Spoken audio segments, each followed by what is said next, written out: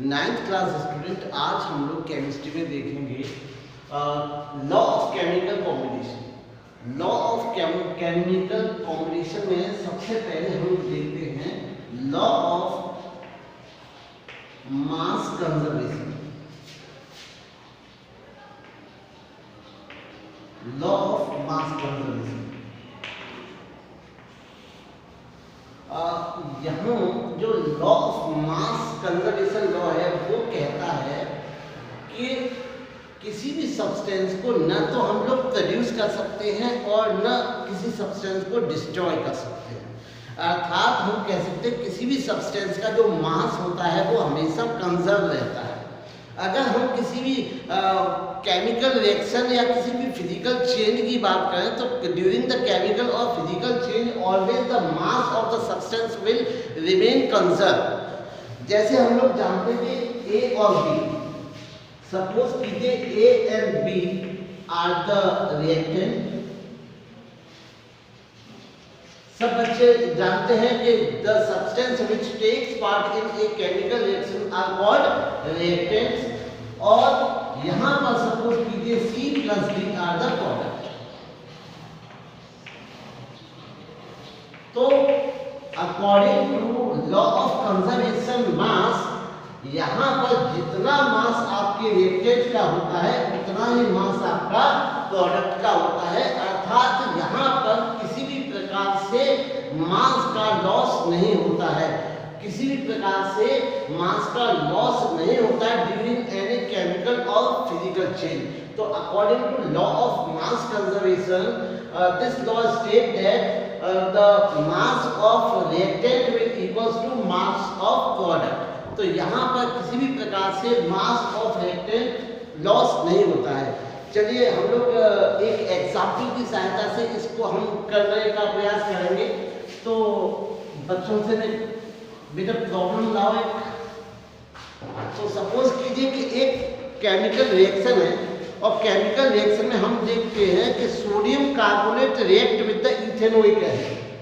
Sodium carbonate react with the ethanoic acid. तो sodium carbonate अर्थात आपका Na2CO3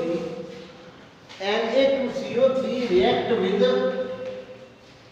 sodium carbonate react with the ethanoic acid. Ethanoic acid means acetic acid CaCOOH and will produce carbon dioxide CO2 and water plus sodium ethanol. It means CaCCOO and A, sodium ethanol. तो ये आपका एक chemical reaction है। इस reaction में during this chemical reaction the mass of sodium carbonate is given in this problem which is about 5.3 gram and mass of acetic acid is given 6 gram and mass of carbon dioxide produced in this chemical reaction is 2.2 gram and mass of water is 0.9 gram. तो here we have a problem. तो इस problem में हमको ज्ञात क्या करना, हम लोगों को फाइंड करना है ना मास ऑफ सोडियम इथेनॉल। तो प्रॉब्लम समझे। तो प्रॉब्लम में sodium carbonate react with the acetic acid to produce carbon dioxide and water and sodium ethanoate. यहाँ इस प्रॉब्लम में आपके सभी के मास दिए गए हैं और आपका सोडियम इथेनोएट का मास पूछा है। तो बच्चों हम लोग जानते हैं according to mass conservation law, mass of reactant should be equals to mass of product. तो we will equalize the mass of product. तो यहाँ पे हम लोग इन दोनों के मास को काउंट करते हैं। तो हम लोग यहाँ पे देखते हैं 5.3 और ये हो जाता है आपका 11.3 ग्राम। 11.3 ग्राम अर्थात हम कह सकते हैं कि बच्चों 11.3 ग्राम जो रिएक्टेंट है वो 11.3 ग्राम ही प्रोडक्ट प्रोड्यूस करना चाहिए। तो हमारा जो प्रोडक्ट है, प्रोडक्ट का आपका जो मास है आपका 2.2 plus 0.9 is equals to I think 3.1 gram. 3.1 gram plus x because we will have to find out the weight of sodium ethanoate. तो x, तो weight of x will equals to 11.3 gram minus 3.1 ग्राम। तो निकालते हैं हम लोग 11.3 ग्राम 3.12 और यहाँ पर आपका 11 में से 8.2 ग्राम। समझ में आया होगा बच्चों को?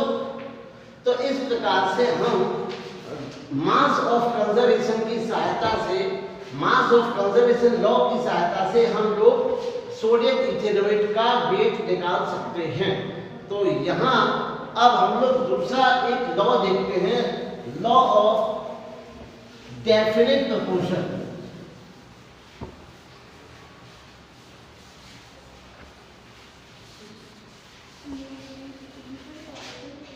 Law of law of definite proportion state that the pure compound contains same elements have same mass proportion। कोई भी प्योर कंपाउंड अगर सेम एलिमेंट से मिलके बना है तो वो किसी भी सोर्स से प्राप्त हुआ हो, उसका जो मास रेशियो है वो हमेशा क्या होगा, वो सेम होगा। जैसे अगर मैं बात करूं, जैसे हम लोग बात करें H2O की, तो H2O वाटर है आपका, जब सब बच्चे जानते हैं। तो ये आपका वाटर आपका इंडिया का हो, चाहे आपका ये वाटर यूएसए का हो, चाहे आपका पॉन्ड का हो, चाहे आपका रिवर का हो, ये कहीं भी किसी भी सोर्स का वाटर क्यों न हो, लेकिन ऑलवेज जो H2O है, H2O में जो हाइड्रोजन और ऑक्सीजन का जो मास रेशियो होगा वो 1:8 होगा। जैसे हम लोग देख सकते हैं 1:2:16, यहाँ पे सिंप्लीफाई कर देंगे तो 1:8। तो इस प्रकार से हम लोग, इसी प्रकार से कार्बन डाइऑक्साइड है, कार्बन डाइऑक्साइड का सोर्स आपका कैल्शियम कार्बोनेट के हो या फिर आपका केवल कार्बन डाइऑक्साइड हो, हमेशा कार्बन का मास कितना होता है 12 और आपका ऑक्सीजन का 32। सिंप्लीफाई करेंगे हम लोग इसको 6, ये कितना हो गया 6 और ये कितना हो गया 16, ये आपका हो गया 3 और ये हो गया 8। तो हमेशा इसके अनुसार हमेशा आपकी रिसोर्सेज चाहे कुछ भी हो, लेकिन हमेशा अगर कोई भी कंपाउंड जो कि कार्बन और ऑक्सीजन से कार्बन डाइऑक्साइड मिला रहा है, उसमें कार्बन और ऑक्सीजन का जो रेशियो होगा वो हमेशा 3:8 होगा।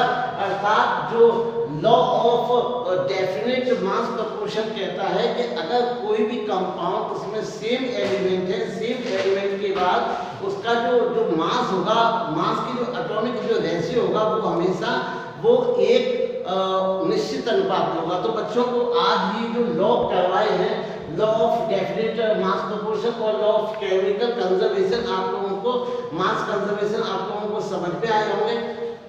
Thank you.